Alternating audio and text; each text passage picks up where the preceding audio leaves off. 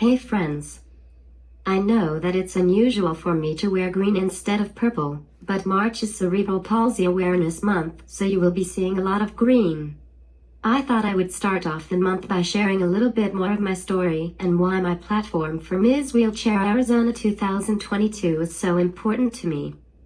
My platform is always assume competence, which means when you are talking to a person with a disability, you should always assume that even though they have limitations, they can understand what you're saying and everything going on around them until you know for certain otherwise. Even if you become aware of someone's cognitive disability, you should still communicate with them with dignity and figure out what accommodations need to be made in order to help the person communicate and understand. When people meet me out in public somewhere, many hear my voice, which sounds different because I have dysarthria, a common condition that comes with cerebral palsy because of muscle weakness and spasticity, and assume that I have a cognitive disability that doesn't allow me to understand what people are saying. This is not true. Dysarthria only affects the muscles in my jaw and face. It has nothing to do with my mental competence. I used to get really frustrated with this and ask God, if you are going to keep me in this chair, couldn't you please just let me speak clearly? I have all the typical thought processes, goals, dreams, and desires as any other 30-something woman. I want to use my experiences and gifts to encourage and help others discover God's purpose in their hardships. The only difference is, I have to find the alternative solutions for just about everything I do.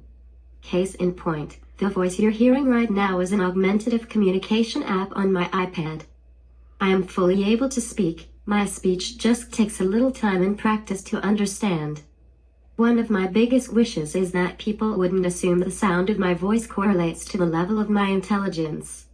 Like I've said, my speech impairment is only a muscular problem, just like the rest of my limitations. You can watch my Anchor interview or the From Cousin to Caregiver video to hear what my natural voice sounds like. Both of these will be linked in the description. As my friend Missy, who happens to be the Disability Ministry Director at Highlands Church, always asks in her volunteer trainings, what's more harmful? A typically abled person making the presumption that a person with a disability can understand everything said to and happening around them when they really can't? Or someone noticing another person's disability and jumping to conclusion that their physical limitations automatically makes them not cognitively aware? Giving people the benefit of the doubt is always the best practice. We are all created in God's image. He has given each of us specific gifts for a dedicated purpose, regardless of disability, as it states in 1 Peter 4:10-11, and that makes us all worthy of human dignity and meaningful communication. Beyond my disability, I'm a huge Disney nerd and enjoy laughing with friends. I hope to meet the man who will be my husband someday soon. I'm anxious to see what kind of love story God writes for me and experience new types of intimacy. Yes, that includes sex. So many people assume that's not possible when you have a condition like mine, and that's not true.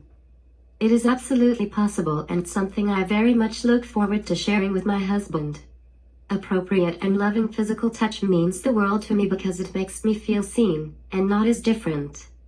Throughout the month of March, you will be seeing me interview many of my friends about what always assume competence means to them and what their experience has been like interacting with me.